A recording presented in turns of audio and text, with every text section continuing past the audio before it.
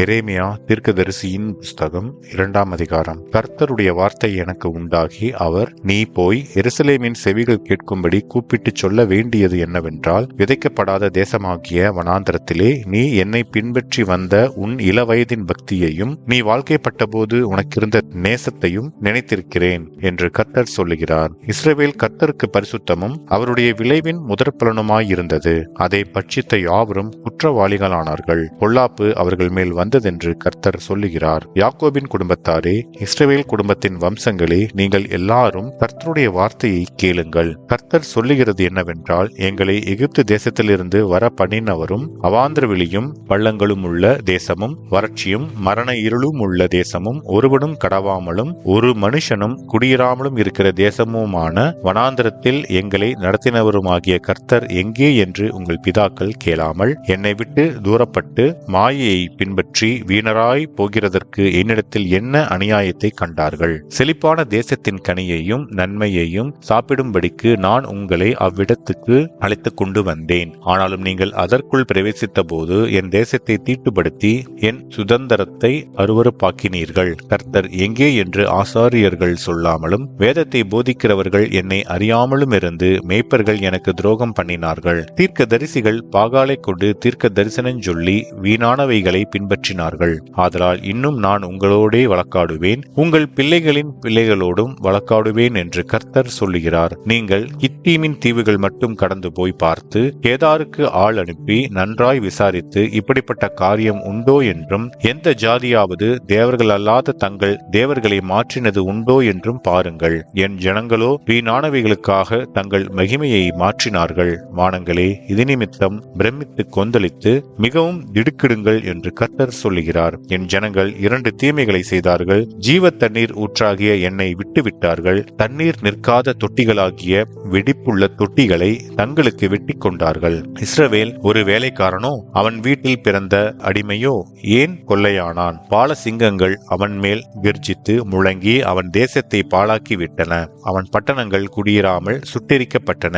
நோப் தகபானேஸ் என்னும் பட்டணங்களின் புத்திரரும் உன் உச்சந்தலையை நொறுக்கினார்கள். உன் தேவனாகிய கர்த்தர் உன்னை வழியிலே நடத்தி கொண்டு போகும் காலத்தில் நீ அவரை விட்டு போகிறதினால் அல்லவோ இதை உனக்கு நேரிட பண்ணினாய். இப்போதும் சீகோரின் தண்ணீரை குடிப்பதற்கு எகிப்துக்கு போகிறதினால் உனக்கு பிரயோஜனம் என்ன?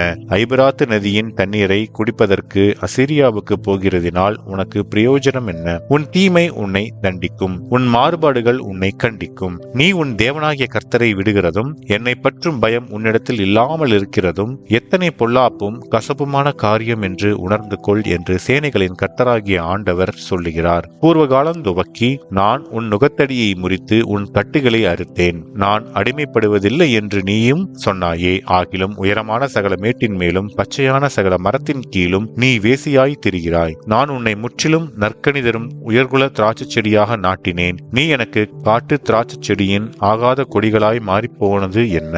நீ உன்னை உவர் மண்ணினாலே கழுவி அதிக சௌகாரத்தை கையாடினாலும் உன் அக்கிரமத்தின் கரைகள் எனக்கு முன்பாக இருக்கும் என்று கர்த்தராகிய ஆண்டவர் சொல்லுகிறார். நான் தீட்டுப்படவில்லை, நான் பாகால்களை பின்பற்றவில்லை என்று நீ எப்படி சொல்லுகிறாய்? பள்ளத்தாக்கில் நீ நடக்கிற மார்க்கத்தை பார், நீ செய்ததை உணர்ந்து கொள். தாறுமாறாய் ஓடுகிற வேகமான பெண்ணொட்டகம் நீ. வனாந்திரத்திலே பழகினதும் தன் இச்சையின் மத வெறியிலே காற்றை உட்கொள்ளுகிறதுமான காட்டுக்கழுதை நீ.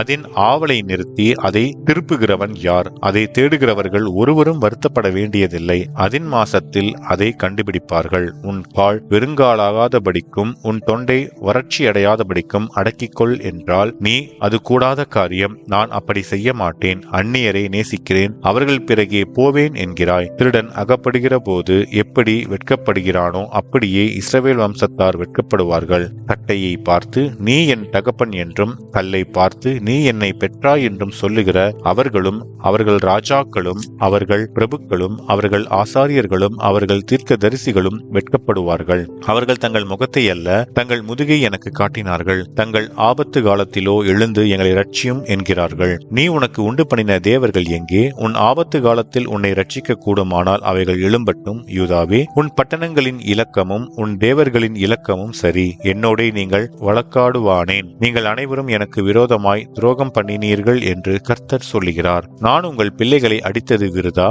சிட்சையை ஏற்றுக்கொள்ளாமற் போனார்கள். அழிக்கிற சிங்கத்தைப் போல உங்கள் பட்டயம் உங்கள் தீர்க்கதரிசிகளை பட்சித்தது. சந்ததியாரே, நீங்கள் கர்த்தருடைய வார்த்தையை சிந்தித்து பாருங்கள். நான் இஸ்ரவேலுக்கு வனாந்தரமும் காரிருளான பூமியுமாக இருந்தேனோ? பின்னை ஏன் என் ஜனங்கள் நாங்களே எஜமான்கள், இனி உம்மிடத்தில் நாங்கள் வருவதில்லை என்று சொல்லுகிறார்கள்? ஒரு பெண் தன் ஆபரணத்தையும் ஒரு மணவாட்டி தன் ஆடைகளையும் மறப்பாளோ?